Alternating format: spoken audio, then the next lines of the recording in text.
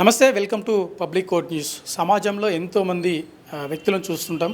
చాలా విచిత్రమైన అంటే కొన్ని పరిస్థితులు వారి జీవితాలను పూర్తి స్థాయిలో ప్రభావితం చేస్తాయి. అయితే సాధారణంగా మనము కేఫ్కి వెళ్ళాలంటే టీ కాఫీల కోసం వెళ్తాము. అక్కడ ఉన్న డిఫరెంట్ కల్చర్ వేరే ఉంటుంది. కానీ ఒక ఎల్జీబీటీ కమ్యూనిటీకి సంబంధించి ఒక కేఫ్లో మనం ఉన్నాం. ఇక్కడ మనం చూడొచ్చు, వీళ్ళే స్వయంగా మరి ఇక్కడ కేఫ్ నడిపిస్తున్నారు.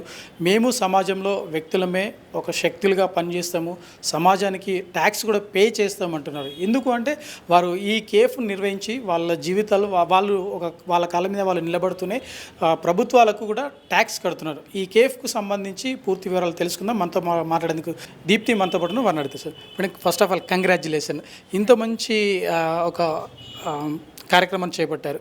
ఎలా ఫీల్ అవుతారు? ఎందుకు ఈ ఆలోచన వచ్చింది? ఓకే, నా పేరు దీప్తి అండి. నేను నిర్మాణ్ అనే సంస్థలో ప్రాజెక్ట్ మేనేజర్ని. మా సంస్థ ద్వారా ఇప్పటికే చాలా ప్రోగ్రామ్స్ జరుగుతున్నాయి. మహిళల కోసము, పిల్లల కోసము, రైతుల కోసము, ఇంకా ట్రైబల్ విలేజెస్, ఇట్లా చాలా ప్రోగ్రామ్స్ జరుగుతున్నాయి. ఆల్ ఓవర్ ఇండియా 22 స్టేట్స్లో పనిచేస్తున్నాం మేము. అందులో భాగంగా ఎల్జీబీటీక్యూ కమ్యూనిటీస్ కోసం మొట్టమొదటిసారిగా ఈ ప్రాజెక్ట్ ఒకటి స్టార్ట్ చేశాము. అండ్ అందులో భాగంగానే ఈ క్యాఫే కూడా రీసెంట్గా స్టార్ట్ చేసాం. సినాప్సిస్ అనే ఒక కార్పొరేట్ కంపెనీ సిఎస్ఆర్ ఫండ్ సహాయంతో ఇది స్టార్ట్ చేయడం జరిగింది.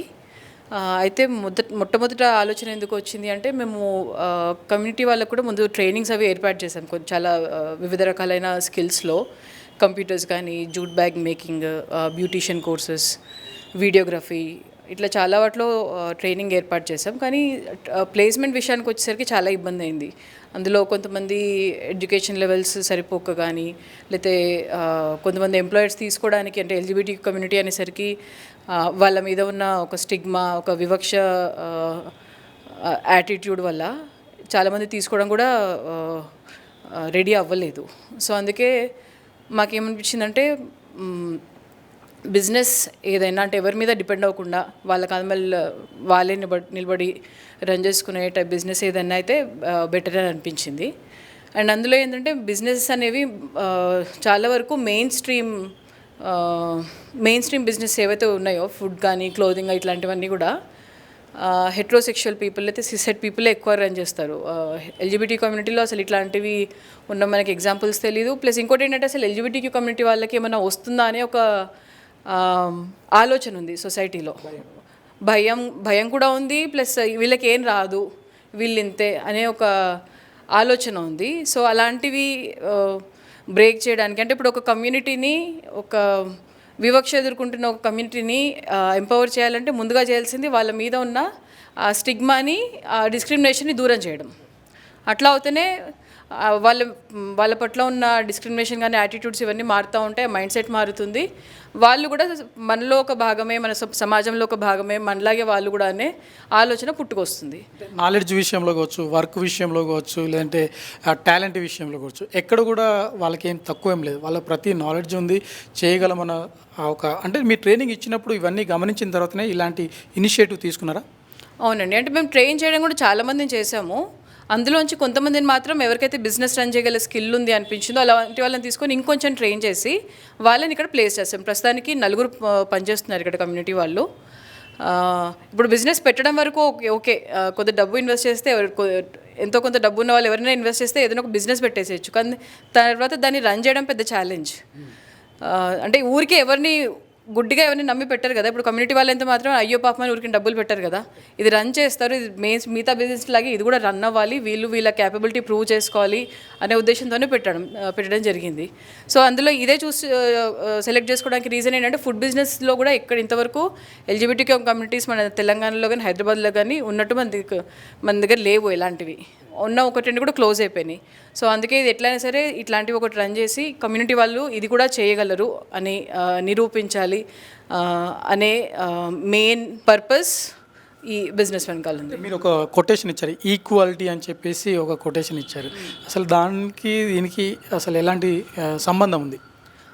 ఈక్వాలిటీ అంటే సమానత్వం. ఇప్పుడు మహిళల కోసం కొన్ని ప్రత్యేక హక్కులు ఉన్నాయి, వాళ్ళ సమానత్వం కోసం కొన్ని ఉద్యమాలే జరిగినాయి. అట్లాగే ఎల్జీబీటీక్యూ అనేది మన సొసైటీలో చాలా చాలా తక్కువ మందికి తెలుసు, చాలా తక్కువ అవగాహన ఉంది. సో అందుకే వాళ్ళకు కూడా ఈక్వాలిటీ అంటే ఈక్వాలిటీ రావాలంటే ముందు రిసోర్సెస్ ఈక్వాలిటీ ఉండాలి, వనరులు అందరికీ సమానంగా ఉండాలి, అది మెయిన్గా. అలాంటివి లేవు. ఒక రిజర్వేషన్స్ కానీ మిగతా ప్రత్యేక హక్కులు కానీ చట్టాలు కానీ అలాంటివి ఏవీ లేవు. అండ్ అందులో హక్కులు చట్టాల వరకు పక్కన పెడితే మనకి సొసైటీలో మామూలుగా బతకడానికి ఈక్వాలిటీ అనేది లేదు. అందుకే మేము సెలెక్ట్ చేసుకున్న క్యాప్షన్ అది సర్వింగ్ ఈక్వాలిటీ. అంటే మిగతా వాళ్ళందరితో పాటు వీళ్ళకు కూడా మా దగ్గరున్న వనరులు సమానంగా ఇస్తున్నాం. అంటే వాళ్ళని వాళ్ళు డెవలప్ చేసుకోవడానికి, వాళ్ళు ఇండిపెండెంట్గా నిలబడడానికి వాళ్ళకి కూడా మేము సమానంగా వనరులని ఏర్పాటు చేస్తున్నాం. అందుకే సర్వింగ్ ఈక్వాలిటీ అనే పేరు. అంటే చాలామంది రోడ్ల మీద భిక్షాటన చేస్తుంటారు, లేదంటే కొద్దిమంది సినిమాలు సీరియల్లో యాక్ట్ చేస్తుంటారు. అలాంటి వాళ్ళకు కూడా మీరు ఉపాధి కల్పించి ఒక ప్లాట్ఫామ్ మీరు ఇచ్చారు కదా, ఎలా ఫీల్ అయ్యారు అప్పుడు? అయితే మీరు భిక్షాటన అన్నారు కదా, అది ట్రాన్స్జెండర్స్ ఎక్కువ అండి. మిగతా కమ్యూనిటీస్లో తక్కువ, అట్లా భిక్షాటన అనేది చాలా తక్కువ. సెక్స్ వర్క్లో ఉన్న వాళ్ళు చాలామంది ఉన్నారు. అందులో ట్రాన్స్జెండర్స్ ఉన్నారు, గే మెన్ ఉన్నారు. కానీ మిగతా వాళ్ళు ఎవరైతే చదువుకున్నారో చిన్న చిన్న జాబ్స్ చేసుకుంటున్న వాళ్ళు ఉన్నారు. కానీ చాలామంది వాళ్ళ ఐడెంటిటీని బయటికి చెప్పుకోలేరు. సో ఎట్లా అంటే మీకు ఉద్యోగం కావాలంటే మీ ఐడెంటిటీని మీరు దాచిపెట్టాలి. మీరు ఐడెంటిటీని ఓపెన్గా చెప్పుకుంటే ఉద్యోగం పోయే రిస్క్ కూడా ఉంటుంది, దానికి కూడా ప్రిపేర్ అయి ఉండాలి. సో ఇక్కడ అట్లా కాకుండా మీరు ఎట్లా ఉన్నారో అట్లాగే మా దగ్గరికి రండి. మిమ్మల్ని మీరు ఓపెన్గా చెప్పుకుంటూనే బయట ప్రపంచం దగ్గర ఓపెన్ అయ్యే అవసరం లేదు. అట్లీస్ట్ ఇప్పుడు అన్నిటికన్నా పెద్ద ఛాలెంజ్ అంటే ఎవరికి వాళ్ళు ఓపెన్ అప్ అవ్వడం. కనీసం ఒక నలుగురు మధ్యలో ఓపెన్ అప్ అవ్వడం అనేది చాలా పెద్ద ఛాలెంజ్ అది. సో రండి, ఫ్రీగా ఉండండి. మీ ఐడెంటిటీ ఏదైనా మాకు పర్వాలేదు, మాకు అనవసరం ఐడెంటిటీ అనేది. మీరు పని చేస్తే చాలు, ఈ క్యాఫే నడిపిస్తే చాలు, బిజినెస్ని రన్ చేస్తే చాలు. ఎలా అనిపించింది మన కస్టమర్స్ వచ్చినప్పుడు, ఇక్కడ వెదర్ను చూసినప్పుడు కానీ, ఇక్కడ పరిస్థితులు చూసినప్పుడు కానీ ఎవరైనా క్వశ్చన్ చేయడం అండి? ఫార్చునేట్లీ ఇంతవరకు ఎలాంటి ఇబ్బందులు అయితే రాలేదు. అఫ్కోర్స్ సోషల్ మీడియాలో కొన్ని నెగిటివ్గా లేకపోతే హేట్ మెసేజెస్ వస్తూ ఉంటాయి. అది ఇంకా ఇలాంటివన్నీ, కానీ పాజిటివ్ రెస్పాన్స్ కూడా చాలా చాలా వచ్చింది. ఇప్పుడు ఎంత ఎంకరేజింగ్గా ఉందంటే, ఇప్పుడు వేరే ఇది చూసి ఈ కాన్సెప్ట్ నచ్చి ప్లస్ ఈ బ్రేక్ ఈవెన్ వరకు ఆల్మోస్ట్ బ్రేక్ ఈవెన్ పాయింట్లో ఉన్నాం ఇప్పుడు మేము బిజినెస్ పరంగా. సో ఇది నచ్చి వేరే కార్పొరేట్ వాళ్ళు ఇంకో క్యాఫే కోసం ఆల్రెడీ ఫండ్స్ ఇచ్చారు. రాయదుర్గం మెట్రో స్టేషన్ దగ్గర త్వరలో ఇంకోటి ఓపెన్ అవ్వబోతుంది. ప్లస్ ఇంకోటి ఇదే ఈ హైటెక్ సిటీ గచ్చిబౌలి ఏరియాలో ఇంకొక క్యాఫే కూడా ఇంకో 2 నెలల్లో ఇంకోటి కూడా ఓపెన్ అవ్వబోతుంది. సో రెస్పాన్స్ పాజిటివ్గా ఎంకరేజింగ్గా ఉంది. అంటే మీదికి ఒక విజయం అన్నట్టు? విజయం అనే చెప్పుకోవాలి. ఎందుకంటే ఇంతవరకు సిఆర్ ఫండ్స్లో ఇలాంటి ప్రాజెక్ట్ ఒకటి ఒప్పుకోవడం ఫస్ట్ చాలా పెద్ద విషయం. ఎందుకంటే నమ్మరు తొందరగా, వీళ్ళు చేయగలరా అనే ఒక అనుమానం ఉంటుంది. సో అలాంటివన్నీ దాటుకొని వాళ్ళు అలాంటి అనుమానాల్ని పక్కన నెట్టి ఫండ్స్ ఇవ్వడం ఒకటి, ప్లస్ దీన్ని వాళ్ళు మీ భయాలన్నీ నిజం కావో నిరూపించి ముందుకెళ్ళడం, అది ఇంకో పెద్ద సక్సెస్. టోటల్గా అంటే ఎంతమందికి ఇలాంటి ఉపాధి కల్పించాలేమన్న టార్గెట్ ఏమైనా ఉందా మేడం? మేము అనుకున్నదైతే మొత్తం చిన్న నెంబర్ అండి, ఎక్కువ కాదు. మొత్తం కలిపి 10 మంది అనుకున్నాము. సో ప్రస్తుతానికి మన దగ్గర 4 ఉన్నారు. మిగతా బ్రాంచెస్ ఓపెన్ అయినప్పుడు అది కూడా కలిపి 10 మంది అవుతారు. అందులో ఒకళ్ళు ఇక్కడ వర్క్ చేసే పర్సన్ ఒకళ్ళు మనతో ఉన్నారు. మీరు చెప్పండి, మీ ఎక్స్పీరియన్స్ ఏంటి? అసలు ఎలా అనిపించింది ఇక్కడికి వచ్చి వర్క్ చేయడం? బయట మీరు ఎలాంటి పరిస్థితులను మీరు ఎదుర్కొన్నారు? నేను ఇక్కడ వచ్చి ఒక 6 months అయింది వర్క్ చేస్తున్నా. సో నాకైతే ఇప్పటివరకు ఎలాంటి ప్రాబ్లం రాలేదు. సో నేనేంటంటే ఓపెన్ అప్గా వర్క్ చేస్తున్నా, అంటే నాకు కంఫర్టబుల్ చాలా ఉంది. బయట వేరే దగ్గర వర్క్ చేస్తే కొంచెం టార్చర్ ఉంటుంది. ఇక్కడంటే మన కమ్యూనిటీ వాళ్ళు అన్న ఫీలింగ్ వస్తుంది. సో ఇక్కడ మేము వర్క్ చేయడం వల్ల వేరే వాళ్ళకి చాలా ఎంకరేజ్మెంట్గా అనిపిస్తుంది. సో వాళ్ళకు కూడా ధైర్యం వస్తుంది, మేము కూడా వచ్చి ఇక్కడ వర్క్ చేయొచ్చు, ఇక్కడ మంచి జాబ్ ఉంది, ఎవరు మమ్మల్ని ఏమనేవాళ్ళు లేరు అని ఒక ధైర్యం అయితే ఉంది. ఇక్కడ మార్కెట్లో చాలా చిన్న చూపు ఉంటుంది, ఈక్వాలిటీ ఉండదు, లేదంటే ఈక్వాలిటీ జాబ్స్ ఉండవు. కానీ ఇక్కడైతే ఆ పరిస్థితులు ఉన్నాయా? లేదు, అలాంటి పరిస్థితులు అయితే ఏం లేవు. ఇక్కడ ఏంటంటే LGBTQ కమ్యూనిటీని వేరే వాళ్ళు ఒక అవుట్ ఆఫ్ బాక్స్ లాగా చూస్తారు. సో మేమేంటంటే ఇక వర్క్ చేయడం వల్ల వేరే వాళ్ళకి ప్రూవ్ చేయాల్సింది ఏంటంటే we are in the box, like we can do anything. మిగతా వాళ్ళకి మీరు ఏం చెప్పదలుచుకున్నారు? చాలామంది బయటికి రారు మీలాంటి వాళ్ళు, వాళ్ళకి మీరు ఏం చెప్పదలుచుకున్నారు?